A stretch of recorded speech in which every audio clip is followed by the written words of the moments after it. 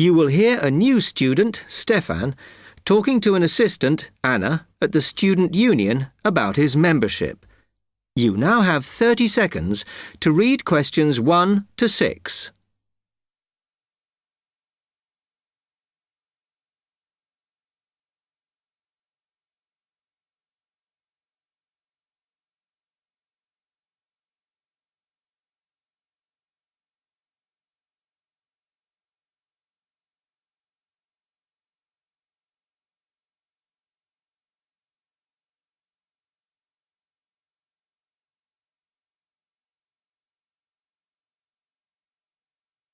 Hi, can I help you?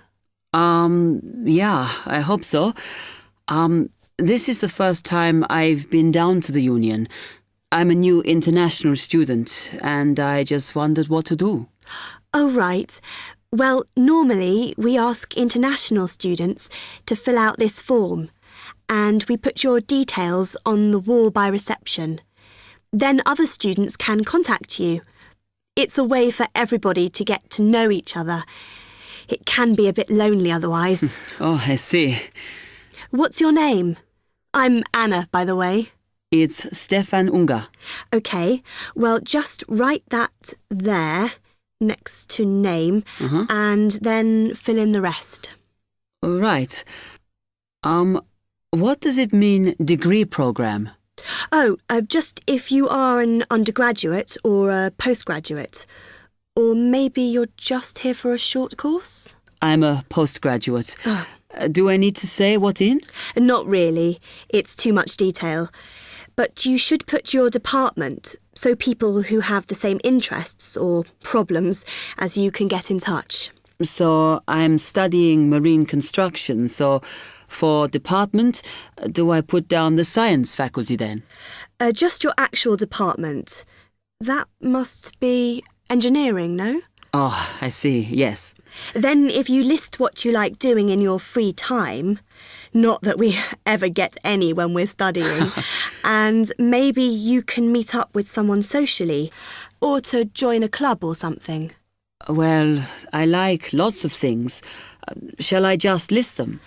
My advice is to just put 1 or 2, like football and films or whatever. Otherwise, you'll get so many invitations, you won't get any time to work. Okay. I think I'll just list computer games, as that's my big interest. Oh. I haven't played football for ages. I may start to play once I get settled. Now, let's see. Next thing is languages. Yes, we find many of the international students get a bit tired of speaking English all the time. Sometimes they like to speak to someone in their own language. It's up to you. That is a good idea. I presume I don't need to put English down. Oh, no. I put Italian and French. I can only speak German, my mother tongue. OK, well, that's fine. Just put that. What does accommodation mean? Is that my address? We're trying to find similarities between people, and some people live in hall, some are in flats, some are in bedsits. So it helps if you say. I'm in hall, though I'd like to be in a flat, but that won't happen till the end of the first term. Put where you are now. You can always change it later. Then finally, just put your phone number. I haven't really got one. I haven't sorted out a mobile yet. Well, it's going to be difficult for people to contact you then, isn't it? Why don't you put the union one and we'll take messages for you? Okay. It's 02950 659 003. Have you got that? Yes. OK then. You now have 30 seconds to read questions 7 to 10.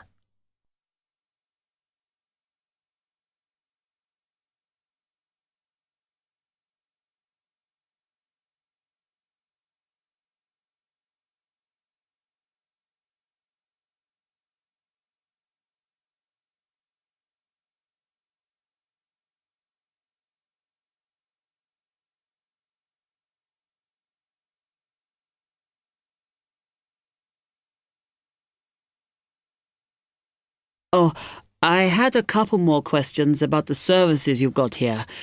It says there's a photocopier here. Yes, you need to get a card from the shop, and then it's available to all students in the mornings.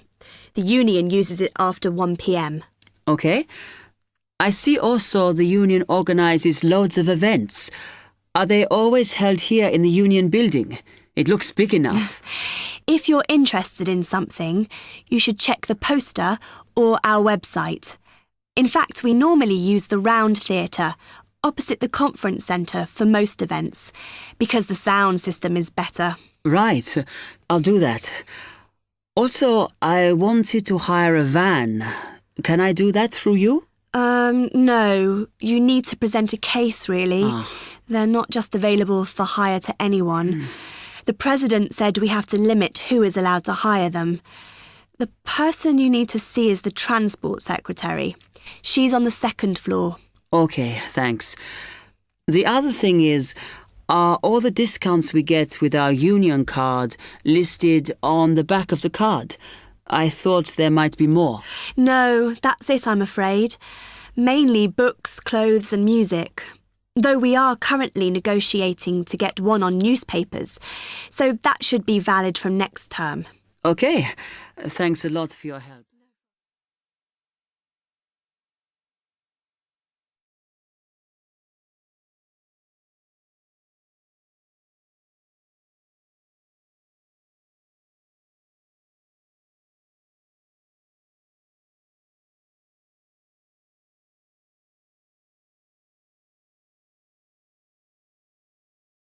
Section 2. You will hear a library assistant talking about the library she works in. You now have 30 seconds to read questions 11 to 15.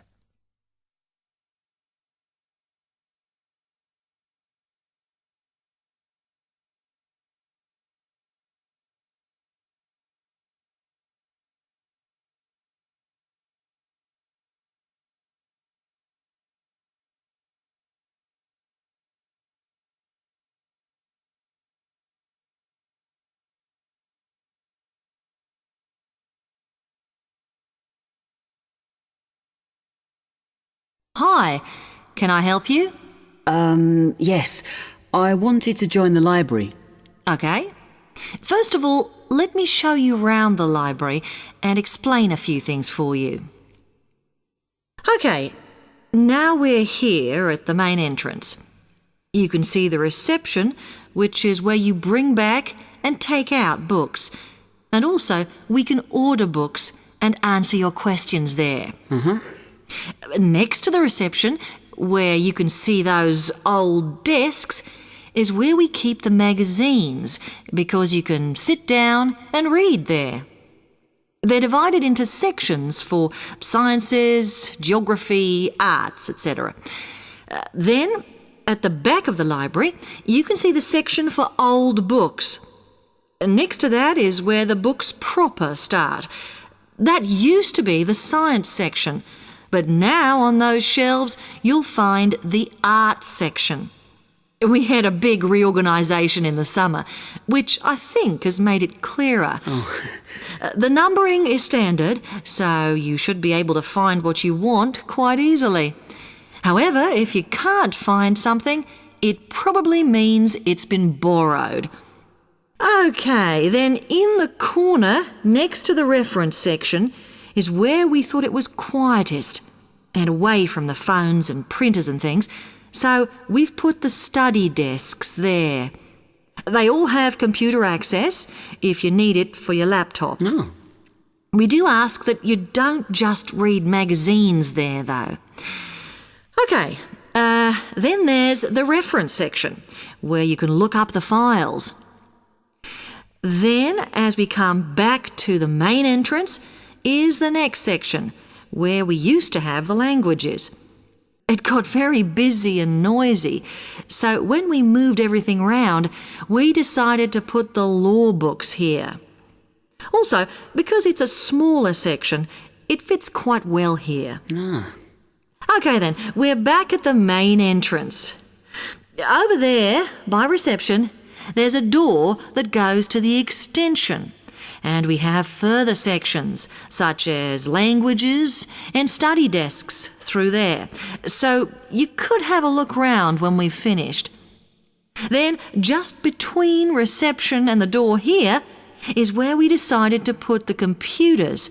But the computer magazines are in the magazine section, as we found too many went missing here. Okay, is that everything?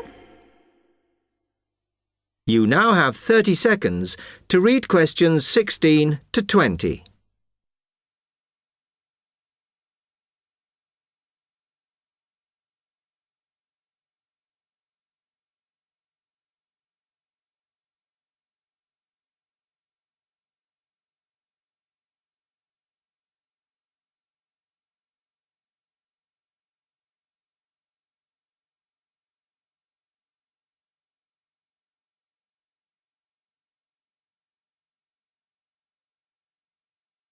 That's great, thanks.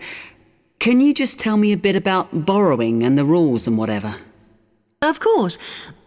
Over the last 2 months, we've been introducing a new system for this, and you can now take books out for 6 weeks. That's generally enough for most people. We usually get books back within 30 days. Of course, you may decide to renew the period. You used to have to come in to get the book stamped because we don't like doing it over the phone, as there's no record of it. But now you can do all that via email. Oh. If you do forget to renew, then we do make a charge, I'm afraid. That helps our costs, of course, but we do insist on it. The good news is that there is only one charge. I know some libraries charge £1 for 1 week and then it goes up with each week it's late. We ask for £1.50 as we think that's high enough to stop people being overdue. The other thing you may want to know is what you do about books that are not on the shelves. We do have a system for reserving them. All you have to do is fill in a yellow form behind those blue ones on the desk and give it to someone at reception.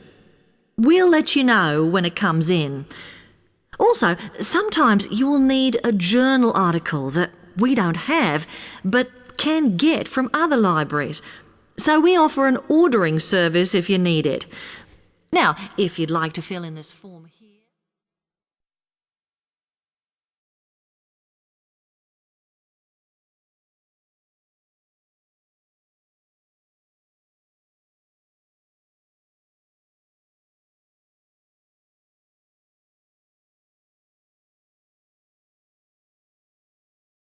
Section 3. You will hear 2 students, Ramil and Kirsten, discussing presenting a paper at an architecture conference. You now have 30 seconds to read questions 21 to 28.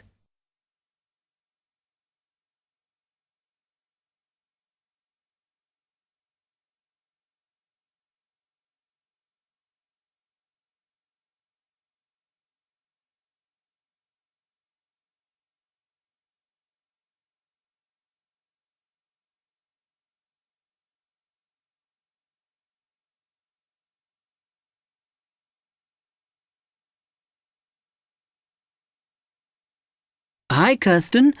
Have you heard about that architecture conference in Oxford at the end of the year? Yeah, I saw the leaflet on the notice board. As it's my final year, I ought to try giving a paper, but I've got no idea how to go about it. Oh, I think you should go for it. I did one last year. It's quite straightforward. First of all, you need to see what the conference themes are. You know, what topics they're covering. You can do that by looking it up on the website. You need to submit a paper that falls into one of the categories they give you. Oh, that may give me some ideas. Then, while you're doing that, you should also have a look at the information on how to submit your paper. The rules, if you like, such as the length. It's important you follow those. I see. And then I suppose the next stage is to start writing it up. I'd like to use it as an opportunity to propose some future work, but I understand it must be based on current work. Still, there's plenty to choose from.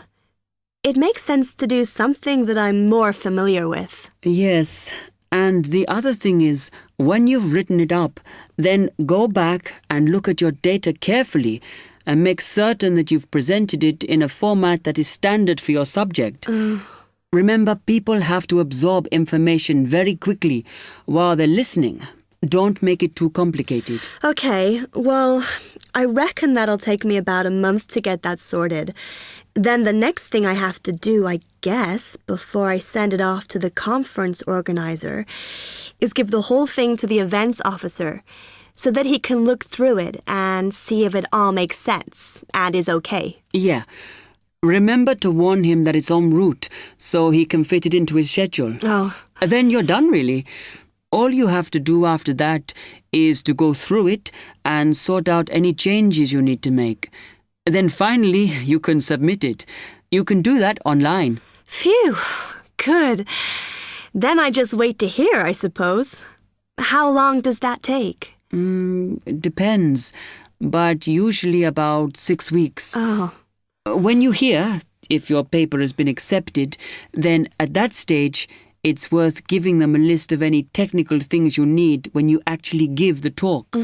A screen or video players or that sort of thing. Okay, but that's a long way off.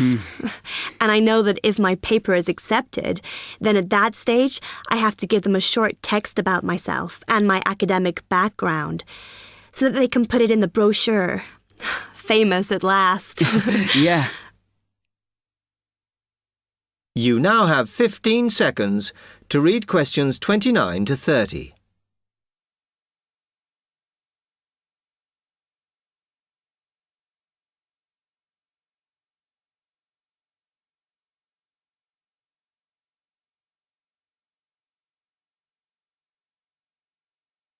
Right, well, I've got to get a couple of things sorted if I'm going to get this paper completed.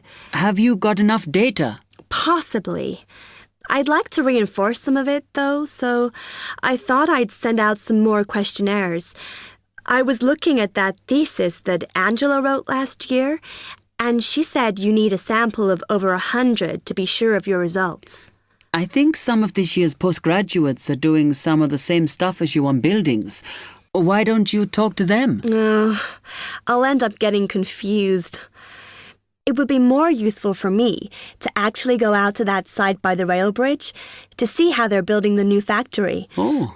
I managed to get hold of Professor Barnett at London University, and he said I should go out and take pictures. I'm pretty busy, but I'll have to make time. Anyway, what about you? What are your plans?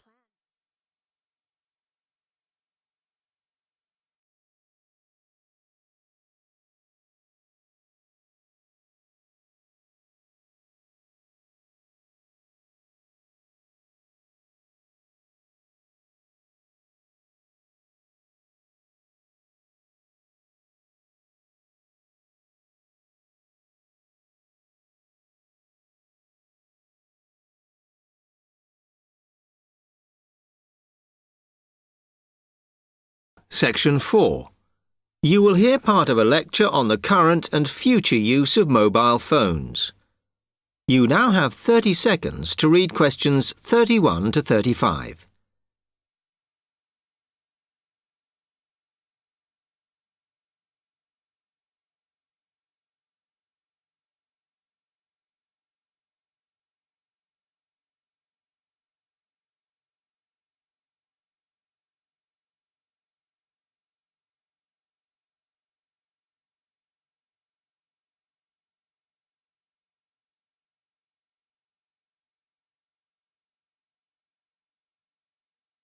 Okay, now today we're looking at changes in communication, and specifically changes that have just happened or are likely to happen in the next few years. Key to this is the mobile phone, which is increasingly being seen as an all-purpose system rather than just a phone. If you only use your phone for texting and making calls now, you will be amazed at how you'll be using it in the future. The technology has been developed for a range of other uses. For example, phones could be used so that if you are meeting someone and they get lost, you could send them a map of your location to help them. This will save all those complicated explanations over the phone and our poor friends or colleagues trying to drive and find out where they are at the same time. And if you get bored waiting, or if you're traveling, for example, you will soon be able to see TV news on your phone as it is actually being broadcast. This means that you won't have to miss any of your favorites if you were away for a few days. Most people have got used to texting now, and young people send pictures to each other. But what is exciting is the possibility of putting music with them before you send them. And it's not all frivolous. Phones are going to become even more critical in business and education. Some recent developments have a highly practical usage. So, for example, as lecturers, we will be able to send everybody a text to let them know if lectures have been canceled. And the new phones could have a further use in education, as well as business, as they will enable us to go to any destination, such as when we are doing a field trip, for instance, and from there to send data directly to a computer so that we can access it when we get home. This means we will no longer be limited by what the phone can store. You now have 30 seconds to read questions 36 to 40.